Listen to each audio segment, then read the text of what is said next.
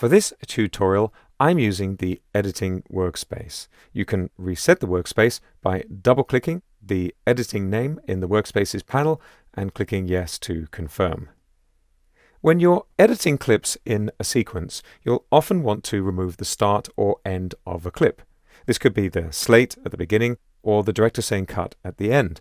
Whatever the reason, it's usually the beginnings and ends of clips you'll want to remove.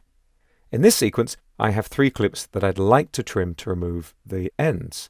I can do that by clicking on the ends of the clips and dragging, and that's a regular trim.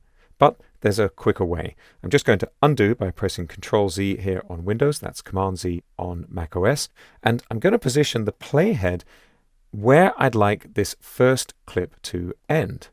And now I'm going to press W. Next, let's position the playhead at the beginning of the clip, just where I'd like it to start, and I'm going to press Q. It's as simple as that. When pressing Q or W in this way, you're applying a ripple trim, so the other clips in the sequence will move to fill the gaps. There are a couple of variations on this theme using modifier keys, so I'm going to undo again with Ctrl+Z a couple of times here on Windows, that's Command+Z on macOS, to bring back the ends of the clip. Let's position the playhead again and try another way.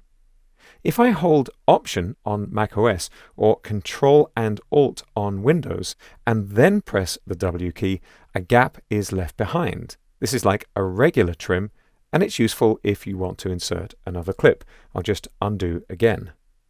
Now look what happens when I hold the Shift key.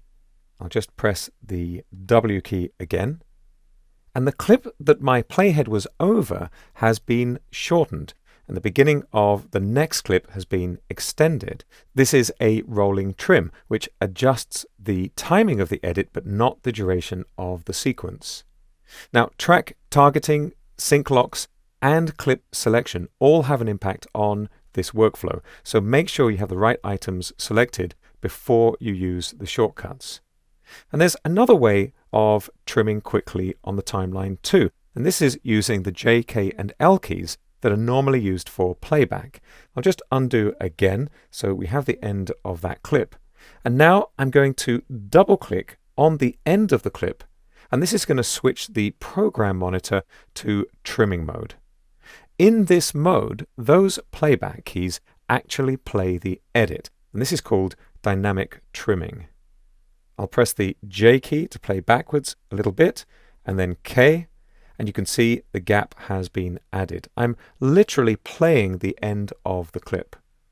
The usual rules apply when trimming, so it's important to know if you're in the red overwrite trim mode or the yellow ripple trim mode.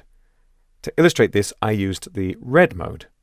The beauty of dynamic trimming is that you can play the beginning or end of your clip, and when the moment comes for the edit, press K and you're done.